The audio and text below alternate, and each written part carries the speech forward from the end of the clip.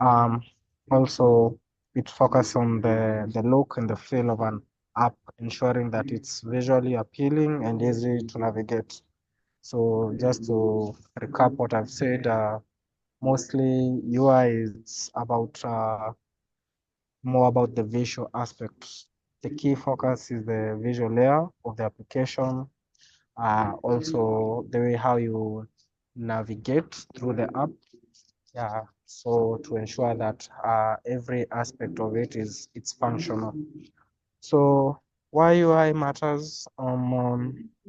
Well, this is the first impression of what users see, and of course, when the users are impressed, like they feel good about how how the app functions. Uh, a well a well-designed UI creates a positive impression for users. So meaning they will have easy to navigate because it's clear. It has distinctions of how to because it's more clear and easy. So yeah. Also, the brand identity, it also ensures that it stands up for the brand identity, be it the colors, the palettes. So it shows, for example, the UI, the color font that Safaricom uses, it's green. We all know that. So they are always consistent in each and every page, and that makes them consistent. So we'll be heading straight away to the differences of user interface and UX. So just a recap of what I said.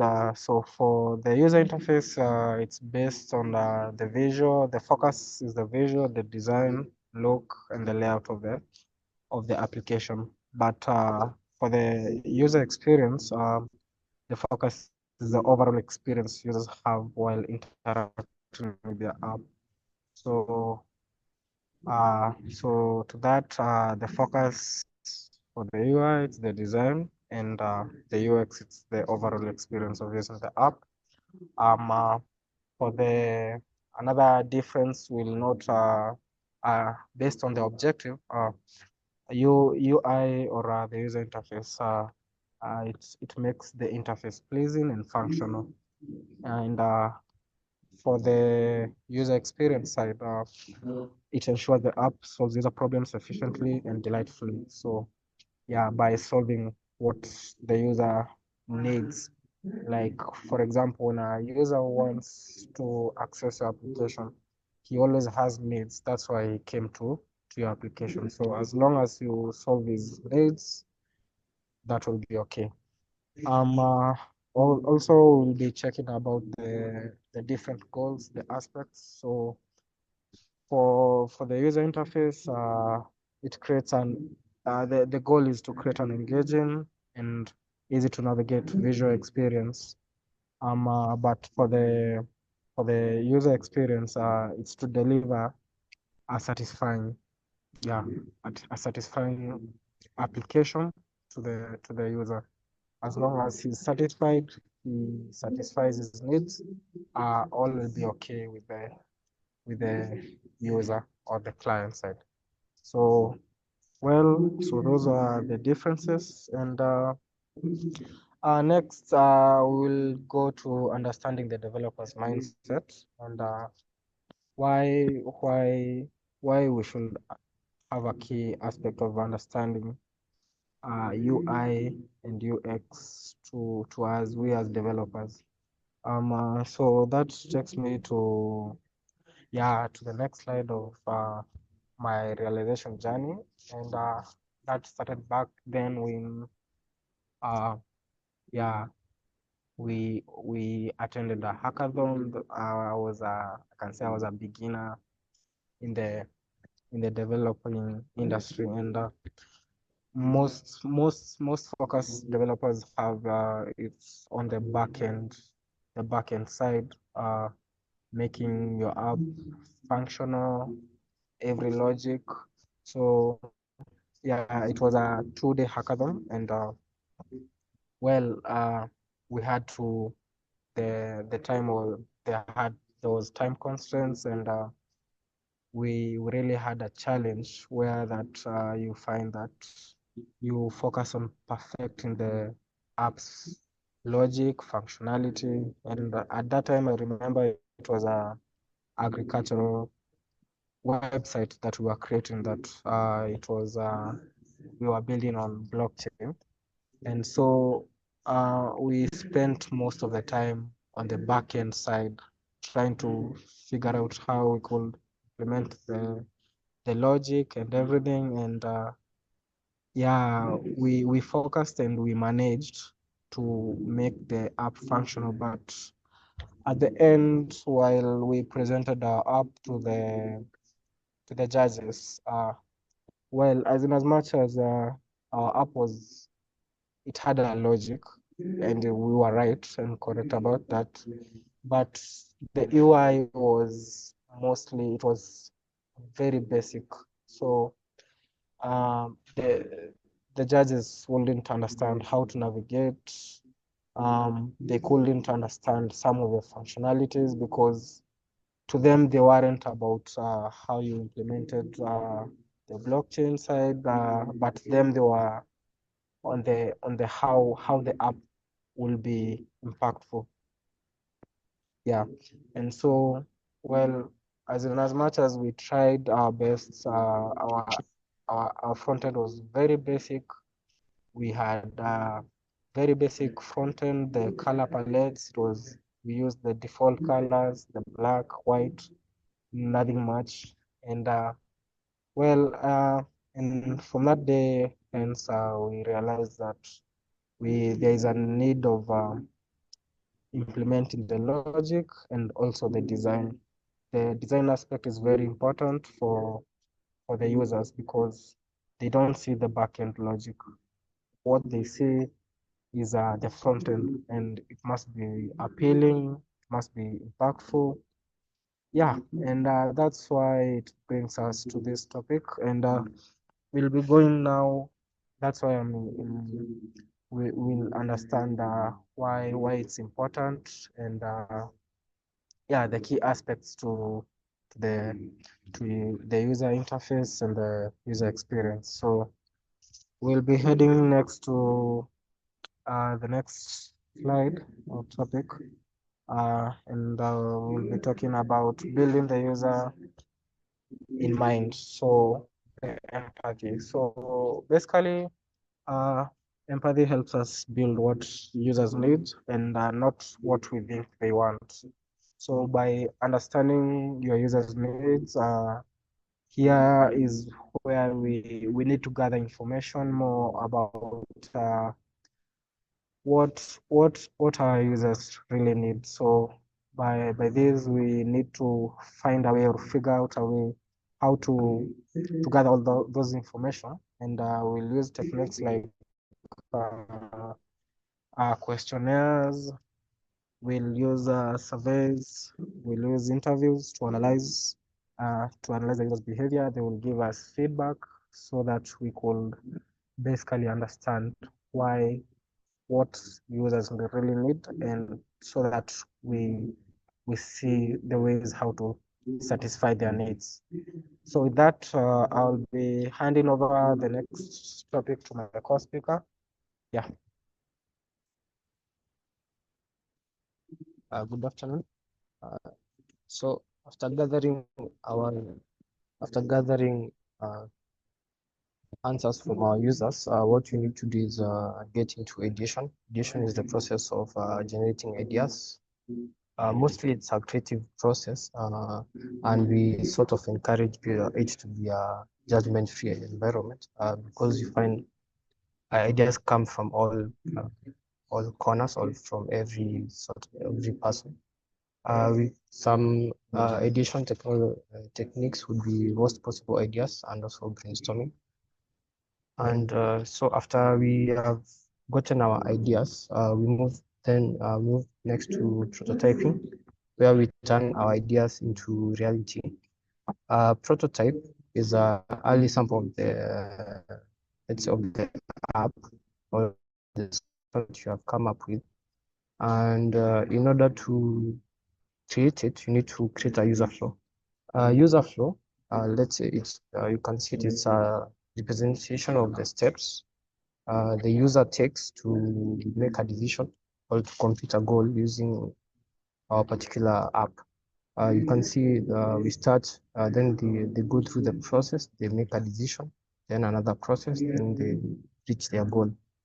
Then the first level of prototyping is the mid fidelity or is the low fidelity prototyping. Uh, yes, which is a paper sketch. Here where you a fidelity is a basic mockup like of what you want our app to look like. This one you can sketch on hand and show it to your fellow colleagues where they can go through it and maybe make comments. Then the next type of prototype is the high fidelity prototype, which is a visual version of the paper prototype that you made before. You can an app we recommend you to use is Figma. It's very interactive and easy to use. And if you come across any challenges to use it, there are a couple of YouTube videos you can check out. After making this high fidelity prototype, we need to test it. So at testing, there are two types of testing or two phases. The first one is UI UX testing, which is kind of in-house, or the developer himself can do this. A website you can check out or a resource is Storybook. This is for JS developers mostly. So you can check out Storybook where you can test your UI and UX components, mostly UI components like buttons and icons. And the second is usability testing, which is mostly by using test users. You can provide the high prototype to users and they can try to interact with it and they can give back feedback on what is easy to use or what they find challenging. And when you get this feedback, you have to go back to improving our prototypes and you iterate. It's a continuous iterative system, so you can always, after you get feedback, you go back to redefine a certain component of your design and test again. So it involves a lot of looping back and forth. And so that is the major topics. So we can move to the summary where I have to emphasize that you don't have to be a great designer to create great designs. You just have to follow through the principles and also design bridges functionality and user satisfaction. Like Alan mentioned in his story, you can create the best app with very good functionality, but when the user is not able to interact with the app, it's not workable. Like it's not a good solution. Then I've also mentioned testing. So at every stage you need to review.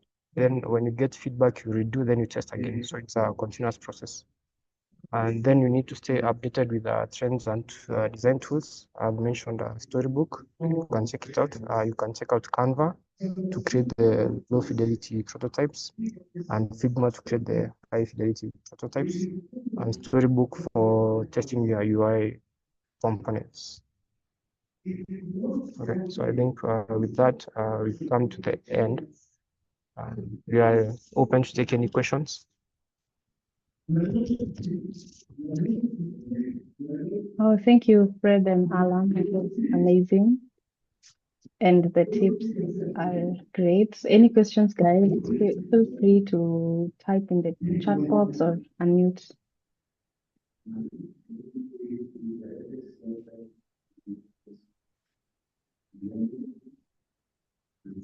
Well, I have one.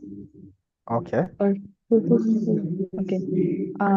Maybe you can like let us know one common or two common mistakes that designers or developers make when it comes to to the design, to the interface, the user interfaces, and how can we avoid such? Okay. Um, well, Okay, so I will take the question. So one thing as developers, I think we do is we create a product based on our own preferences. We say we generalize our own problem to our own needs to the general public. So what we don't do mostly is we don't do so much of external user research. We don't interview other people. We don't engage external stakeholders. We more of create apps for ourselves and our friends, which may narrow down our perception of the app or the perception of the problem. So, like we mentioned, you need to go out there, interview real users, people who are not within so that you can get the actual feedback. Hope that answers question. Yeah, sure, sure. And even from your story, actually, also, yeah, okay. sorry. Also to add another point, mostly I find most developers they have talking on the side of the user interface. Um, Consistency has been proven to be a challenge to most of the developers, where you find that they overcomplicate the interface, be it the color palettes or the instructions. You find that it's too loaded. Sometimes you overwhelm the page, and you find that there is this thing. It was once said that most users take almost, I think, 5 to 8 seconds to interact to satisfy their needs. Within those 8 seconds, you find that they will not be interested and they will just head away to another website. So uh, that means you should not overwhelm your page with a lot of stuff. Just make it basic, but also consistent. Be consistent, be it the color palettes, the instructions, how to navigate, so that it can lead the user to satisfying his needs. Yep. Okay, thank you for answering that. And while we are talking of AI at this point, what do you think, guys? What do you think? How do you think AI will shape or impact the roles of UI UX designers, or what is the way forward for UI UX designers in the context of now AI at this point in time? Okay, I'll take that question. And for me, the role of UI UX in AI, first of all, well, most of us are frightened that AI will take a lot of jobs or wipe out jobs for most developers. But for me, I do view it in the side that in which side do you fall? Are you a consumer, or are you are you using AI to build whatever or to perfect? So for me, on my view, um, well, AI is here to help us, mostly for developers who are building stuff. It helps us to keep us with the new trends in the UI, and more so as a developer, it will be more fast to build your user interface, and yeah it will help you perfect most of the errors or typos while perfecting your front end side. So for me, I think it's more based on in which side do you lie, because as a consumer, yeah, it will not be good for you, but as a developer who is building, it will just help you move faster and yeah, it will help you perfect it.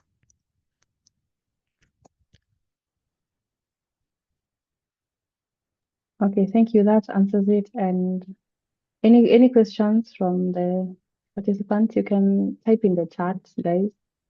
Feel free to ask Alan and Fred any questions here. Well, then if no comments or questions, I think that was enough for the presentation for today, what we prepared. And yeah, if you want to find us in our socials, mostly I'm active in LinkedIn. You can find me through Alan Robinson or Fred Gitonga, or even the Twitter spaces. You can find me through Alan Robinson. Yeah, and yeah, it's great. We connect and know more from each of us. So thank you guys for hearing our session, what it had to offer, and we hope to connect and see you in our session. Thank you. Okay, thank you. Thank you everyone for joining. And Alan and Fred, it was amazing. We can maybe go to the main room or join another session.